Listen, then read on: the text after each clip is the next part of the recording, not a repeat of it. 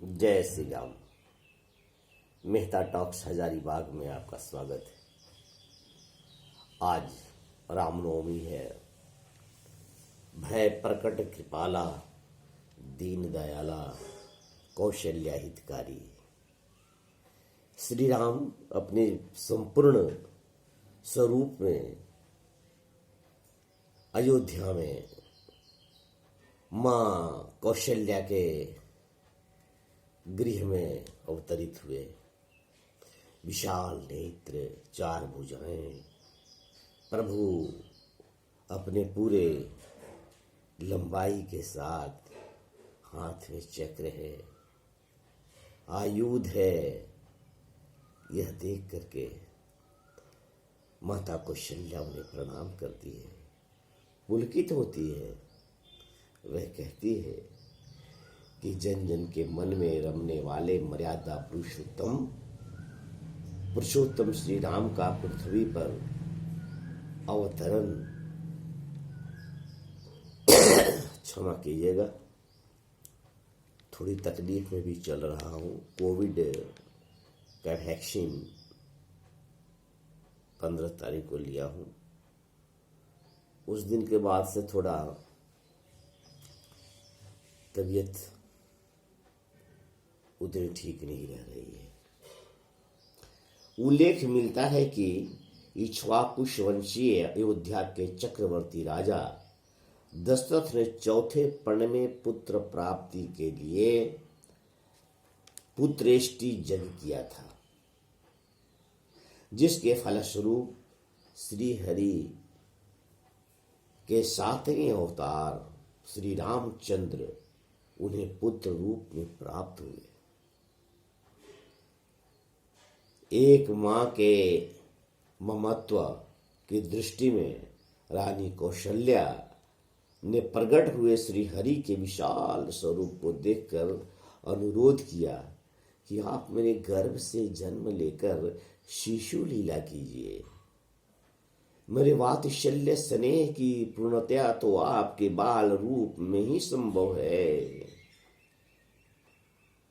उसके पश्चात श्री हरि कौशल्या की गोद में नवजात शिशु की भांति चैत्र मास के शुक्ल पक्ष तिथि नवमी पुनर्वसु नक्षत्र और कर्क लगन के शुभ मुहूर्त बेला में श्री राम का अवतरण हुआ। यही दिन चैत्र नवमी के पवित्र दिवस शक्ति उपासना आराधना का विराम भी होता है। चैत्र नवम्यां प्रातः पक्षे दिग्घा पुण्य पुनर्वसो उदय गुरु गौराक्षरो वीर्यस्तते ग्रह पक्षके मेषं पूषणीशं प्राते लग्ने कर्कटाये अवरीय शिशित कल्या कौशल्यां परः पुमान। निर्णय सिंधु। तीनों लोक सहित अयोध्या इस तरह आनंद मग्न हो गई जैसे यहाँ के प्रत्येक घर में राम पैदा हुए हों।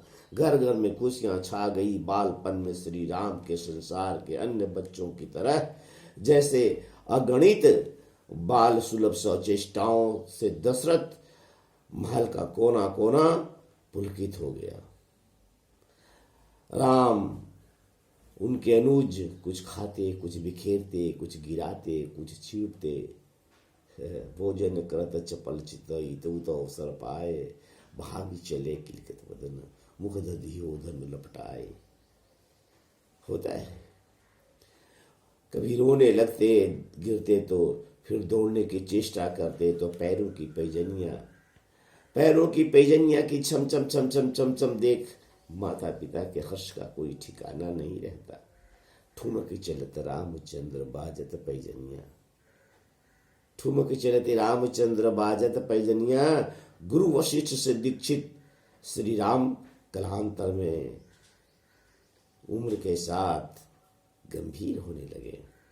आज्ञाकारी, शांत स्वभाव, आजान बाहु, विशाल वक्ष और धीरोदात्त नायक के समस्त गुणों की से संपन्न चर्चा में तब आए जब वे जग रक्षा हेतु राम और लक्ष्मण विश्वामित्र के साथ राजा जनक की पुत्री सीता के स्वयंवर में जनकपुर पहुंचे और शिव पिनाक भंग कर सियावर रामचंद्र कहलाए।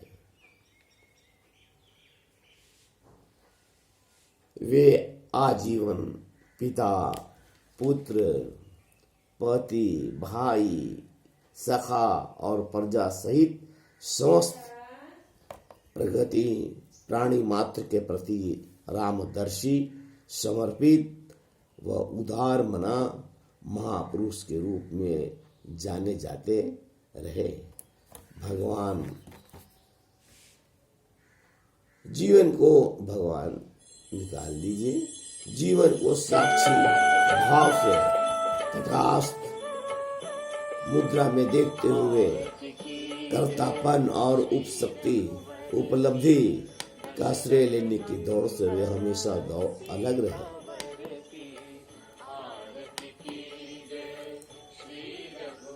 श्री परशुराम के क्रोध से विचलित हुए बिना हाथ जोड़कर अपना परिचय देते हुए कहा, मेरे 2 अक्षर का नाम राम है और आप परशुराम, मुझे अपना सेवक मानकर आज्ञा दीजिए। कैकेयी के 2 वरदान, जिनमें स्वयं के लिए वनागमन का समाचार सुनकर वे सहर्ष तैयार हो गए तथा सबसे पहले आशीर्वाद लेने वे माता कैकेयी के पास ही गए।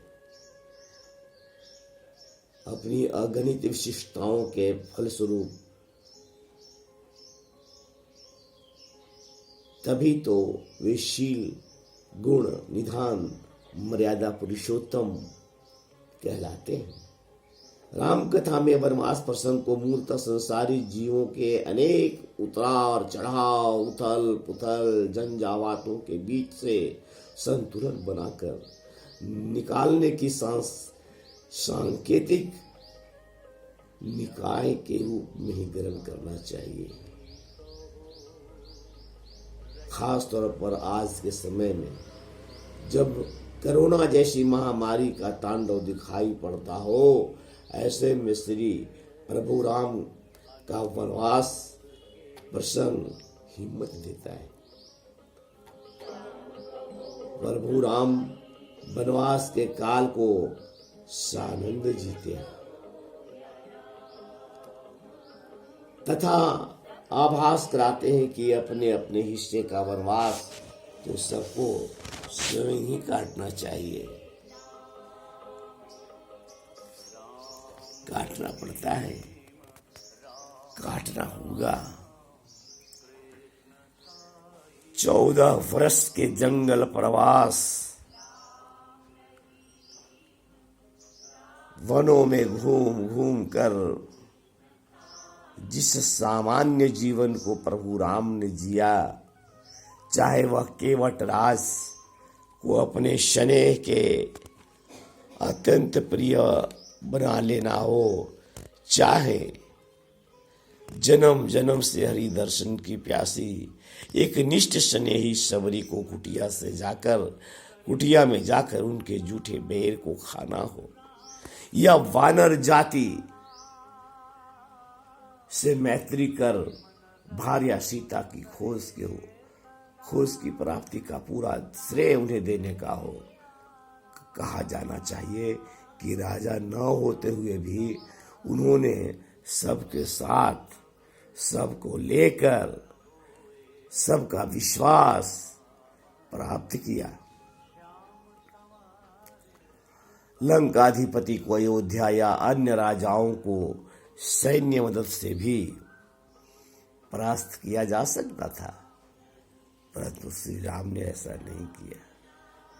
ऐसा करने से जिन क्षेत्रों में वे घूमे, जिन क्षेत्रों में वे रहे, उन क्षेत्रों का लाभ क्या होता, उन क्षेत्रों का उपयोग क्या होता, उन क्षेत्रों में सजगता कैसे आती, महाबली के घमंड को माटी में मिलाना गुना निधान के इस चिंतन का प्रतिफल है। राम रथहीन है, राम रावण युद्ध चल रहा है। बानरों की सेना के सहारे तापस वेशधारी सैन्य साजो सामान से वंचित है। किंतु स्त्री अस्मिता की लड़ाई,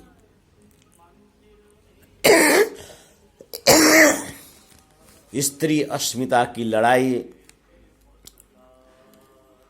जिस साहस और इरादे की जरूरत होती है, उसके लिए यह उनमें भरी हुई है। पत्नी सीता को कैदी से मुक्त दिलाने हेतु रावण जैसे महाबलशाली का डटकर मुकाबला किया। उस समय मनुष्यता पर छाया कोरोना रूपी संकट भी बहुत बलशाली है, जिससे हमें भगवान राम के आदर्श की ही मुक्ति दिलाता है। सत्य की स्थापना की पूर्ति के लिए प्रभु का अवतार हुआ था, तभी तो ये जन जन के आदर्श बन गए। प्रजा के सवाल खड़ा करने पर बिना देर किए अपनी प्राण वल्लभा जानकी को त्याग देने के लिए तत्पर हो गए।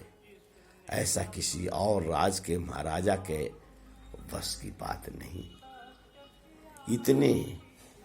इतने प्रतापी महान जुआ राजा, जो अभी राजा भी नहीं है, जिनका राज्याभिषेक भी नहीं हुआ, तो इस प्रकार से आदर्श प्रस्तुत करने वाला जो बाद में अयोध्या के महाराज हुए, आज रामनवमी के दिन चैत्र शुक्ल पक्ष में उनका जन्म हुआ। अनेक लोग, तभी मैं आज पढ़ रहा था, हम कितना छलित हुए हैं, कितना हमारा क्षरण हुआ है। बच्चों को क्या संस्कार देते हैं हम, हमें क्या बताना था, क्या बता रहे हैं। अखबार में ही कहीं पढ़ा था या अन्य स्थान पर किसी ने पूछा रामनवमी क्यों मनाई जाती है, तो लड़के ने तपाक से उत्तर दिया कि कोरोना के समय में राम 8वीं में पढ़ते थे बिना परीक्षा को, आज के दिन उनको 9वीं में प्रमोशन मिल गया। बताइए, आशा है आज जिस अवस्था में मैं हूँ, 3-4-5 दिन से ग्रसित हूँ फीवर से। फीवर इत्यादि है जो सुई लेने पर, वैक्सीन लेने से होता है, शायद वही हो और वही होगा ही। तो धीरे धीरे ठीक हो जाऊंगा मैं, तो पुनः नियमतः रूटीन से आपकी सेवा में मैं आ सकूंगा। आशा है आप मुझे पसंद किया होगा, पसंद करेंगे तो आप बेधड़क लाइक कीजिएगा, सब्सक्राइब जिन्होंने नहीं किया बेल आइकन दबाइएगा। आप कमेंट्स क्यों नहीं लिखते हैं? नहीं पसंद होते होंगे हम, नहीं कमेंट्स लिखिए तो मुझे कुछ पता चले। इन्हीं बातों के साथ मैं आज की सत्र को समाप्त करने की अनुमति चाहता हूँ। बहुत बहुत धन्यवाद। नमस्कार।